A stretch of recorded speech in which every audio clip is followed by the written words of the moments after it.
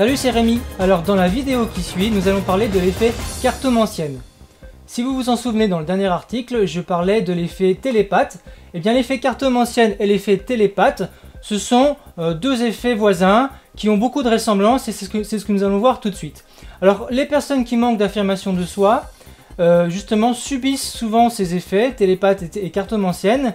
Et ce qui est important pour elles, c'est de prendre conscience de ces effets, de prendre conscience de leur existence, comprendre conscience qu'elles sont victimes de ces effets-là. Et quand elles en auront pris conscience, ces personnes qui manquent d'affirmation de soi, eh bien, feront un grand pas. Alors, à la fin de cette vidéo-là, je vous montrerai aussi une méthode. Je vous donnerai une méthode très simple et très courte qui va vous aider à justement vous protéger de l'effet cartomancienne et de l'effet télépathe. Alors, si l'effet télépathe, vous ne vous souvenez plus de ce que c'est, ou si vous n'avez pas lu mon dernier article, rassurez-vous, je vais en parler dans la vidéo qui suit, qui d'ailleurs est très courte. Allez, à tout de suite, c'est parti. Alors juste avant de parler davantage de l'effet cartomancienne, j'aimerais que vous vous posiez les questions suivantes.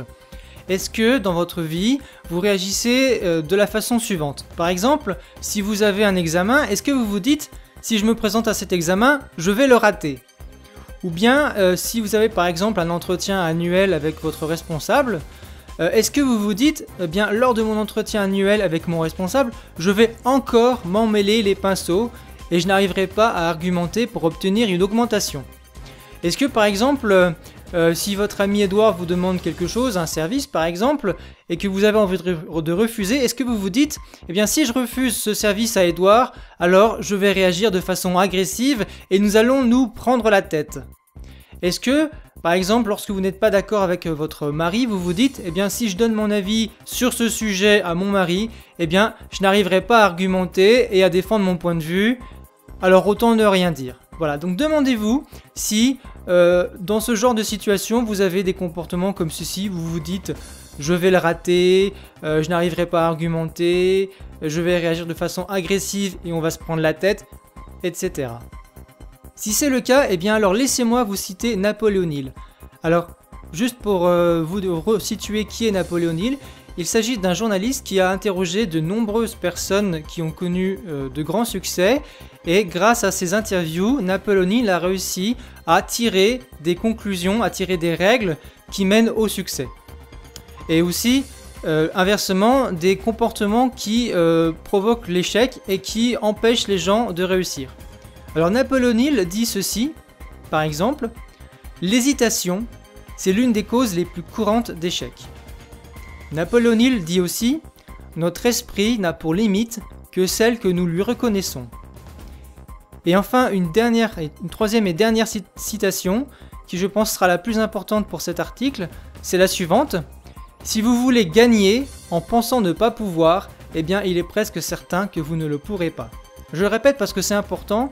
Si vous voulez gagner en pensant ne pas pouvoir, il est presque certain que vous ne le pourrez pas.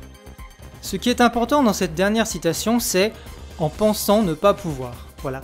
Et en pensant ne pas pouvoir, eh bien, ça nous introduit l'effet cartomancienne dont je vais parler tout de suite.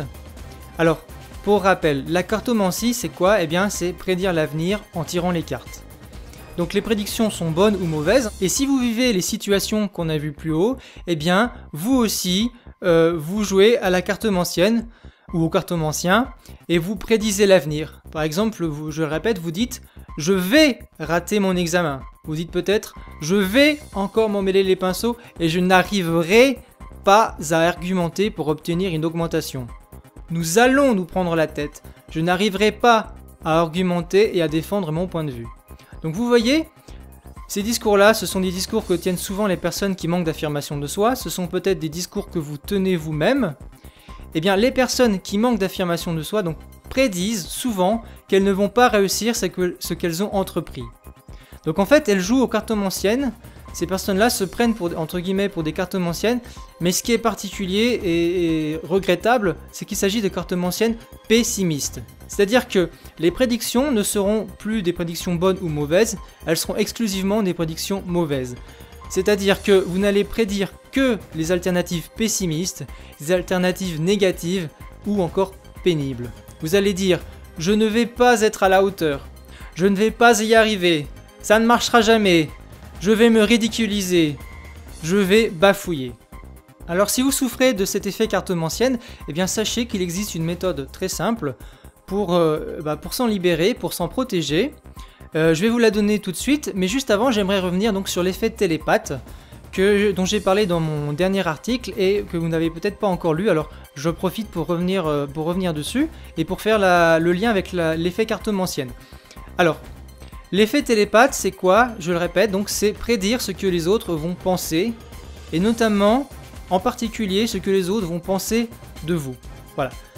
Donc, en gros, l'effet télépathe, c'est quoi? C'est imaginer à l'avance les pensées des autres. On se dit par exemple, ils vont me trouver idiot, ils vont me trouver égoïste, ils vont me trouver sans gêne, je vais les énerver, je vais les déranger. Et puis, en plus d'imaginer à l'avance les pensées des autres, ce qui se passe aussi, c'est qu'on se pose des questions sans réponse. On va se demander, mais que vont-ils penser? Comment vont-ils me trouver? Voilà, alors je le répète, donc l'effet cartomancienne, de son côté, ça consiste à prédire ce qui va se passer. Et en particulier, prédire nos actions, notre comportement, notre réussite, ou plus exactement nos échecs, puisque comme on l'a dit, c'est négatif. Les prédictions sont négatives. Donc vous voyez, l'effet télépathe et l'effet cartomancienne sont très proches l'un de l'autre. Dans les deux cas, il s'agit de prédictions. Dans le cas de l'effet télépathe, la prédiction, ça consiste à prédire ce que l'autre va penser, et dans l'effet cartomancienne, c'est prédire ce qui va se passer, c'est prédire l'avenir. Mais ce qui est commun entre l'effet télépathe et l'effet cartomancienne, c'est que d'une part, les prédictions sont négatives et d'autre part, elles sont sans preuve. Voilà, ce sont des preuves, ce sont des prédictions qui ne sont fondées sur rien d'autre que sur une vision spontanée de votre esprit. Vous anticipez l'avenir, vous anticipez comment l'autre va réagir, mais de façon tout à fait irrationnelle, sans aucune preuve, sans aucune véritable réflexion, simplement parce que vous vous fiez à un genre de feeling, mais un feeling négatif, une impression négative. Ce qui est important dans ce que je viens de dire, c'est donc que ces prédictions sont sans preuve. Et donc pour s'en tirer, pour s'en sortir, eh bien il y a un moyen très simple, c'est de confronter nos pensées à l'épreuve de la réalité. C'est-à-dire de ne pas se soucier de ces prédictions qu'on imagine, et donc de ne pas les écouter et d'aller, donc si on a envie de refuser, c'est d'aller refuser, si on a envie de demander quelque chose, c'est de demander cette chose-là, si on a envie de donner notre avis, c'est de donner notre avis. Et à ce moment-là, on verra bien si les pensées qu'on avait étaient fondées ou pas, si elles étaient justes ou pas. On va bien voir si la personne va vraiment penser ce qu'on imaginait qu'elle allait penser. Et on va voir aussi si cette personne, si le comportement, notre réussite par exemple, ou notre échec va vraiment arriver. Est-ce que si nous pensions bafouiller, si nous pensions ne pas réussir à dire non, est-ce que vraiment c'est ce qui va arriver? Est-ce qu'on va vraiment être agressif comme on le craignait, etc. Donc l'aide précieuse, l'idée fondamentale pour se sortir donc, de l'effet télépathe et de l'effet cartomancienne, c'est de ne pas écouter ces prédictions et c'est d'aller... C'est d'essayer, c'est de confronter nos pensées à l'épreuve de la réalité. Alors dans la fiche que vous trouverez dans cette vidéo, j'en parle davantage. Vous trouverez dans cette fiche une méthode qui va vous permettre de vous libérer, de vous protéger des effets télépathes et cartomanciennes. Donc dans le formulaire que vous trouverez ci-dessous, laissez votre adresse email et moi je vous enverrai aussitôt la fiche dans laquelle vous trouverez cette méthode pour vous protéger, pour vous libérer de l'effet cartomancienne et de l'effet télépathe. Et moi je vous dis à bientôt de l'autre côté. Salut!